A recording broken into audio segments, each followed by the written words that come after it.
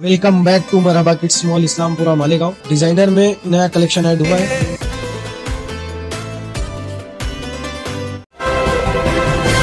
मानव समाचार, मानवता से एक नया सत्र शुरू हो गया। कारपोरेशन के ऑफिसरों को भी गिरफ्तार करना शुरू कर दिया, तो क्या आज शेख तवाब जो कारपोरेशन का कर्मचारी है, ऑफिसर है, उसको भी एसआईटी ने अरेस्ट करके आज कोर्ट में पेश किया। 24 तारीख तक के पीसी मिली है पुलिस डिपार्टमेंट को। और जो इल्ज़ामात, मैं खुद कोर्ट रूम में मौजूद था, और जो इल्ज़ामात पुलिस ने एसआईटी ने जो लगाई तवाब शेख पर कि वो दस्तखत उसकी है या नहीं है वो चेक करना है, किन किन लोगों से इसके कॉल पे बातचीत हुई है वो चेक करना है, बैंक अकाउंट चेक करना है, ये छोटी छोटे इल्ज़ामात लगाकर असल में बड़ी मछलियों को एसआईटी छोड़ना चाहती है। आप देख लीजिए, आज नायब तहसीलदार को सस्पेंड किया गया, नायब तहसीलदार को आरोपी किया गया, आज भी फरार है। बाकी जो छोटे छोटे अधिकारी है, कलर वगैरह, उनको अरेस्ट कर लिया गया, आज धारंकर फरार है। तवाब शेख को अटक करके बड़ी मछलियाँ कारपोरेशन की हेल्थ ऑफिसर, कमिश्नर तक को बचाने की कोशिश की जा रही है, ऐसा शंका है मुझे। असल में आप देखिए, चाहे वो एफिडेविट का अधिकार हो तहसील ऑफिस में, वो तहसीलदार को दिया गया था।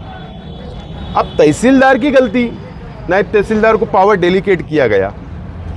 और कॉरपोरेशन में जहाँ तक मेरी मालूमात है कि जो जन्म मृत्यु या बर्थ सर्टिफिकेट के ऊपर, बर्थ सर्टिफिकेट जो दस्तखत होती है वो भी हेल्थ ऑफिसर को अधिकार है। तो फिर हेल्थ ऑफिसर की दस्तखत होगी ना, तवाब की कहाँ होगी? या फिर पावर डेलीकेट करे तो गैर कानूनी है क्या? तो असल में बड़ी मछलियों को एसआईटी छोड़ना चाहती है। मुझे ऐसा लगता है कि भारतीय जनता पार्टी की सरकार का दबाव एसआईटी के ऊपर है और वही काम कर रहा है जो हमको आज दिख रहा है। एक बात मैं हैरान हूं कि डिफेंस कौन करता है? अगर कॉरपोरेशन के कर्मचारी अगर अरेस्ट होते हैं, अभी शुरुआत हो गई, तो कॉरपोरेशन की जिम्मेदारी, कर्तव्य था कमिश्नर का कि वो कॉरपोरेशन का वकील अपने कर्मचारी के डिफेंस के लिए खड़ा करते। या तहसीलदार के कर्मचारी अरेस्ट हुए तो तहसीलदार प्रांत कार्यालय अपने डिफेंस के लिए अपने दिए जाते। ये बेचारे अपने अपने वकील लगाकर खड़े हुए, ये यंत्रणा का हिस्सा थे, सिस्टम का हिस्सा थे ये कर्मचारी, जिनको आज आरोपी बनाया गया। तो उनके लिए वहाँ की एजेंसियां ने, यानी कॉरपोरेशन ने, तहसील ऑफिस ने खड़ा रहना चाहिए था, अपना वकील खड़ा करना चाहिए। इसका मतलब जो इल्ज़ाम एसआईटी लगा रही है कि प्रांत कार्यालय चोर है या कॉरपोरेशन चोर है, भ्रष्ट कारोबार है, जो एसआईटी लगा रही, इसका मतलब तुम मान्य कर रहे हो। तो होना ये चाहिए था कॉरपोरेशन और तहसील कार्यालय ने अपना वकील खड़ा रह के डिफेंस करना कि ये जो हमने किया सब सही किया, जो एसआईटी बनी ये गलत बनी, और जो सरकार ने इल्ज़ाम लगाया वो गलत लगाया। इस तरीके से कामकाज होना चाहिए था, लेकिन ऐसा नहीं करते हुए छोटे छोटे लोगों को आरोपी बना के बड़ी मछलियों को छोड़ने का संयंत्र रचा गया है। और भारतीय जनता पार्टी की सरकार इस तरीके का संयंत्र रचकर ये काम मालेगांव को बदनाम करने के लिए कराना चाहती है।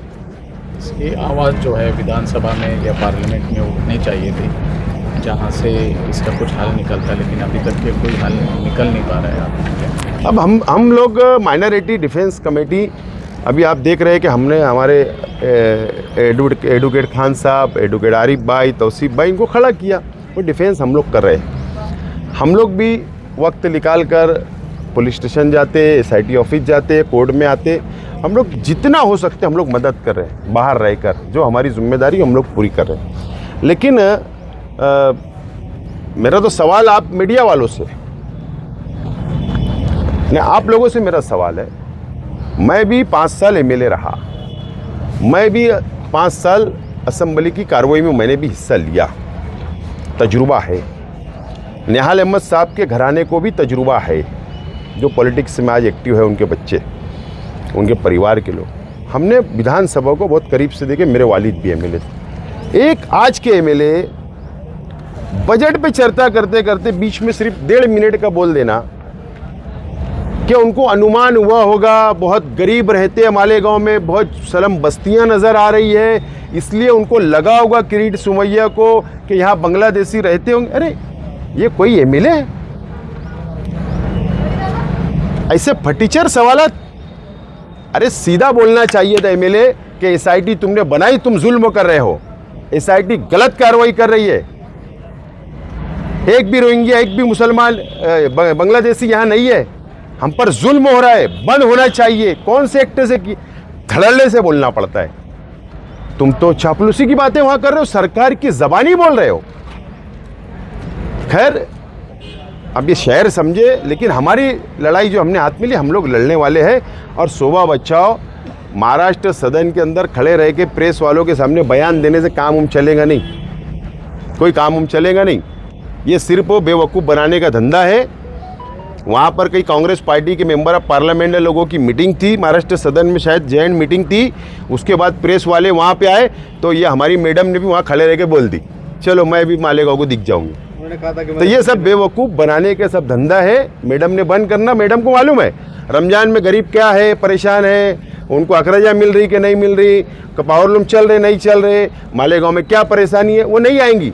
ईद के दिन जरूर मुबारकबाद देने जरूर पहुँचेंगी वो कि देखो मैं मुसलमानों की वोट से चुन के मैं खासदार है। ये सब बनावटी बातें हैं। हम लोग फंस चुके हैं ऐसी खासदार को भी चुन कर देकर। अगर दूसरा कोई कैंडिडेट होता बीजेपी के अलावा तो हम सोचते तो उसको वोट देते तो अच्छा रहता था। वो आपके साथ में महाजन को भी दोबारा अभी आजित किए तो उसको कोई आरोपी बनाएगा दूसरे केस में? हाँ, जो समझ में आ रहा है कि दूसरे सीआर में उसको ट्रांसफ़र लिया गया है और उसी सीआर में तव्वाब को भी लिया गया, जो नज़र आ रहा है। और शायद जो पुलिस ने आज रिमांड रिपोर्ट लाई थी तो शायद महाजन और तव्वाब का कोई कनेक्शन है क्या, उसकी इंक्वायरी के लिए शायद इसको भी इसमें ज्वाइन किया गया, ऐसा मुझे लगता है।